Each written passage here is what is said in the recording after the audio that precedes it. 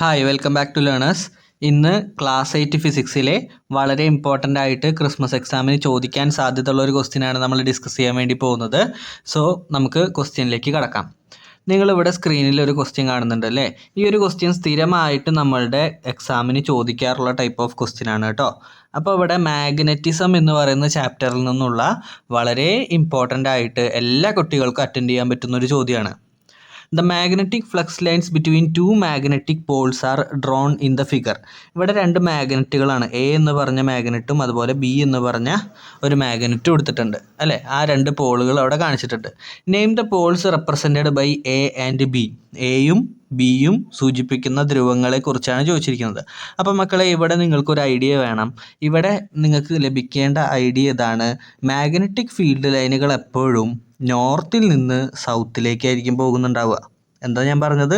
നോർത്തിൽ നിന്ന് സൗത്തിലേക്കായിരിക്കും എപ്പോഴും magnetic field ലൈനുകൾ ഉണ്ടായിരിക്കുക. അപ്പോൾ നിങ്ങൾ ഈ ഒരു ചിത്രം സൂക്ഷിച്ച് നോക്കിക്കഴിഞ്ഞ് കഴിഞ്ഞാൽ നിങ്ങൾക്ക് ആരോ മാർക്ക് ഇവിടേക്കാണ് അല്ലേ, റൈറ്റിൽ നിന്ന് ലെഫ്റ്റിലേക്കാണ് പോകുന്നത്. അപ്പോൾ ഇവിടെ തുടങ്ങുന്ന പൊസിഷനാണ് നോർത്ത്, അവസാനിക്കുന്ന പൊസിഷൻ സൗത്തും ആണ്. അപ്പോൾ ഈ ഒരു മാഗ്നറ്റിക് ഫീൽഡ് ലൈൻ നിങ്ങൾ നോക്കിക്കഴിഞ്ഞാൽ ഇതാണ് തുടങ്ങുന്ന പൊസിഷൻ അല്ലേ. ഞാനിപ്പോൾ മാർക്ക് ചെയ്തതാണ് തുടങ്ങുന്ന പൊസിഷൻ. അപ്പോൾ തുടങ്ങിയ പൊസിഷൻ നോർത്ത് ആയിരിക്കും അല്ലേ, അവസാനിച്ച പൊസിഷൻ സൗത്ത് ആയിരിക്കും. അപ്പോൾ തുടങ്ങിയ പൊസിഷൻ നോർത്തും അവസാനിച്ച പൊസിഷൻ സൗത്തും ആയിരിക്കും.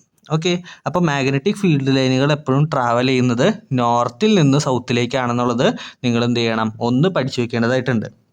അതിലെ രണ്ടാമത്തെ ക്വസ്റ്റ്യൻ ചോദിച്ചിരിക്കുന്നത് give the principle helped you to write down this answer. ഈ ഉത്തരത്തിലേക്ക് എത്താൻ സാധിച്ച പ്രിൻസിപ്പിൾ ആണ് ചോദിച്ചിരിക്കുന്നത്. മക്കളെ, നിങ്ങൾ മാഗ്നറ്റിക് ഫീൽഡ് ലൈൻസിൻ്റെ പെക്യുലാരിറ്റീസ് പഠിച്ചിട്ടുണ്ട് അല്ലേ. അതിൽ മൂന്നാമത്തെ പോയിൻ്റായിട്ട് നിങ്ങളൊരു കാര്യം പഠിച്ചു കഴിഞ്ഞിട്ടുണ്ട്. എന്താണ്? Yes, when unlike poles of magnet come closer to each other. Unlike പോളുകൾ, അതായത് വ്യത്യസ്ത പോളുകൾ അടുത്തേക്ക് വന്നു കഴിഞ്ഞാൽ the path of magnetic line of force is from north pole of one magnet to the south pole of other magnet. അതായത് unlike poles. എന്താ unlike poles എന്ന് പറഞ്ഞു കഴിഞ്ഞാൽ? യെസ്, ഒരുപോലെ അല്ലാത്ത പോൾസ് അല്ലേ, വ്യത്യസ്തമായ പോളുകളായിരിക്കും അൺലൈക്ക് പോൾസ് എന്ന് പറയുന്നത്. ഓക്കെ, സോ അങ്ങനത്തെ പോളുകൾ വന്നു കഴിഞ്ഞാൽ മക്കളെ, അതായത് ഉദാഹരണത്തിന് നോർത്തും സൗത്തും വന്നു.